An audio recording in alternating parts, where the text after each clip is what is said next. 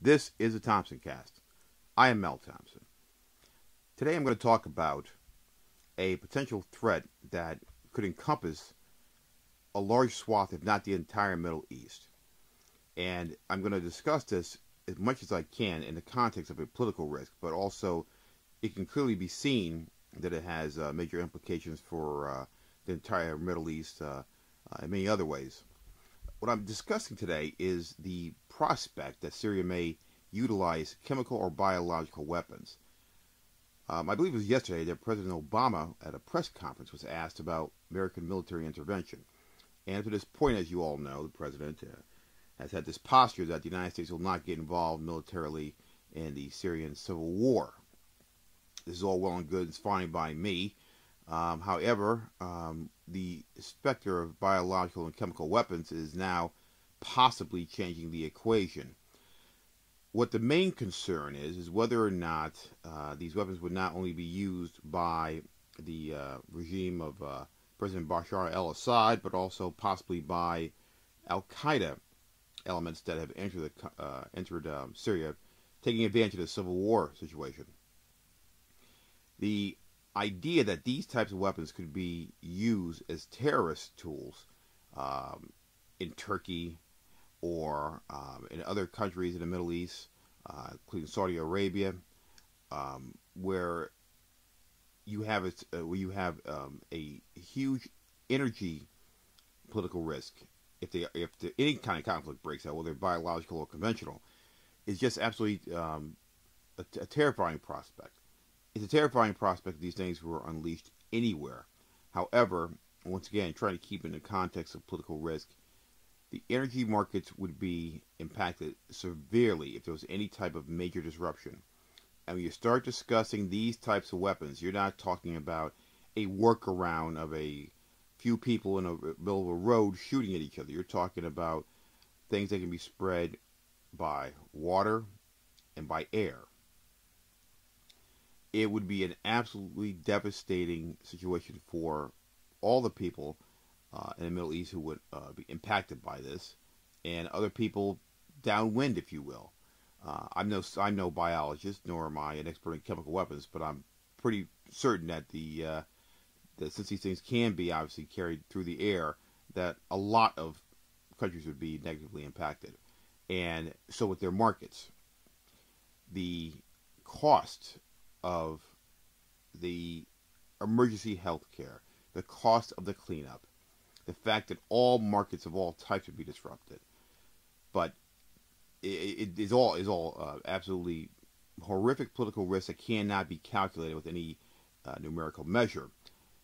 But if you're talking about the Middle East, you're really looking at a horrible potential for energy disruption. You're not going to have any oil shipped out. You're probably not going to have any oil pumped. You're going to be relying on reserves.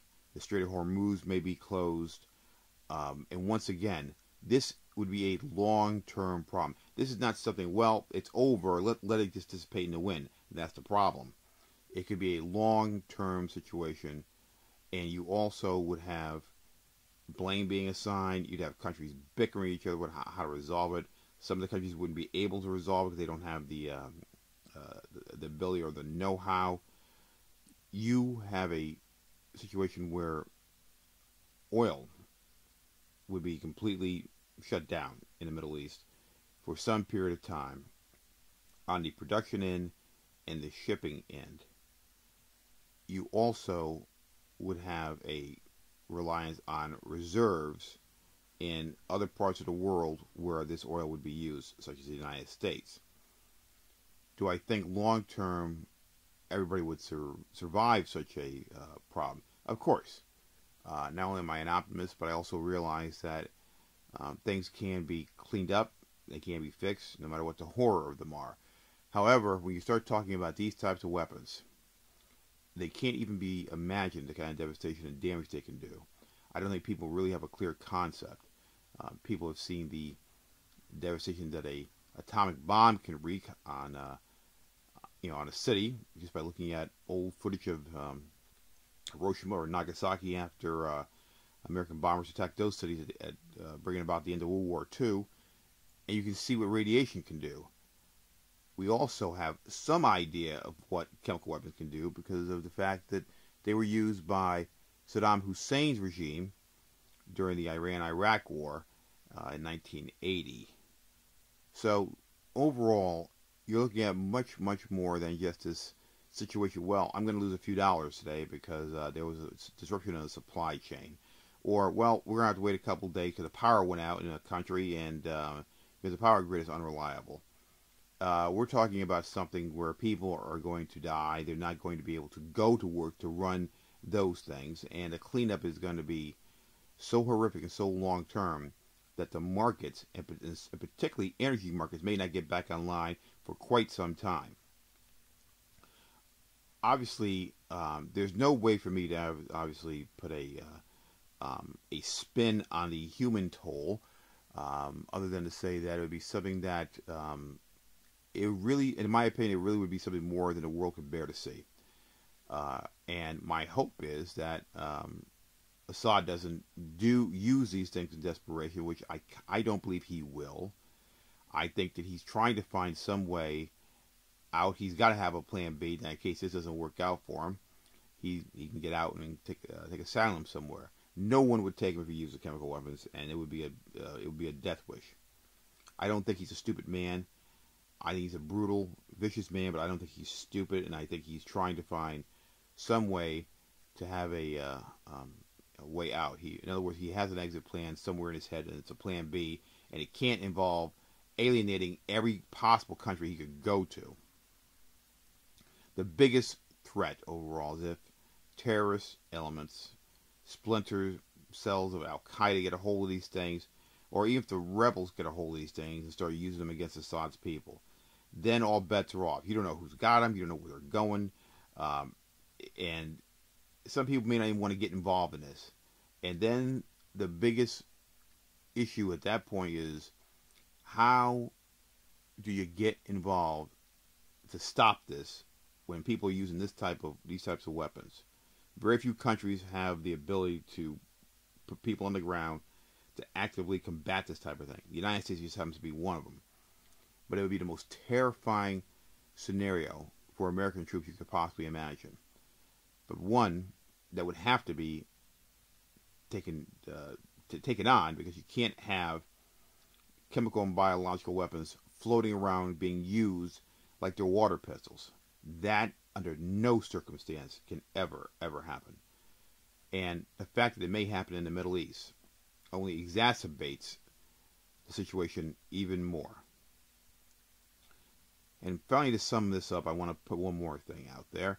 If you look at the potential for terrorists to get these weapons, or certain groups with political agendas, do you really believe that the Israelis are not going to try to do something to nip this in the bud sooner rather than later?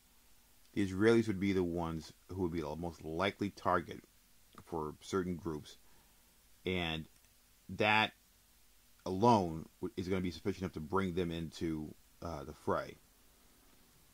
Once again, you also have a unstable, in my opinion, still unstable situation in Egypt. Even though they've said they are going to honor the Camp David Accords, as far as I'm concerned, I think only time will tell. This can be a very, very disruptive situation politically in the Middle East. It can be horrible for people in many ways, physically, emotionally, and as far as the political risks are concerned, just look at it as a blanket situation where the markets all stop, energy is impacted negatively, the price of gasoline goes through the roof in the United States and worldwide, and any foreign direct investment in any type of industry, any of the areas that would be directly impacted by a chemical or biological attack, there's a good chance you probably can just write them off because they may not be recoverable. So let's hope for the best. Let's hope that something can be done to persuade President Bashar al-Assad to keep these weapons secure. Let's hope that somehow, some way, other groups, third-party groups, do not get their hands on them, and use them in some way that is completely uncontrollable, that would drag the United States and other countries into this. Hate to be the bearer of bad news, but once the president, any president, gets on a podium and starts talking about chemical and biological weapons and how they have some indicator internally that they're being moved around in a country that's unstable right now, and we can't stand for this. If that doesn't raise a red flag to the point where the kind of discussion I'm having with you right now is not held, then somebody who is responsible for bringing these things to your attention as individuals, foreign direct investors, insurance companies, anybody that could potentially benefit from my services, is not being served by what I try to do every day. So, once again, sorry to be the bearer of bad news, but this topic had to be broached because of the clear alarm that the United States has now over indications within Syria that these weapons are being moved around. This has been the Thompson Cast. I am Mel Thompson.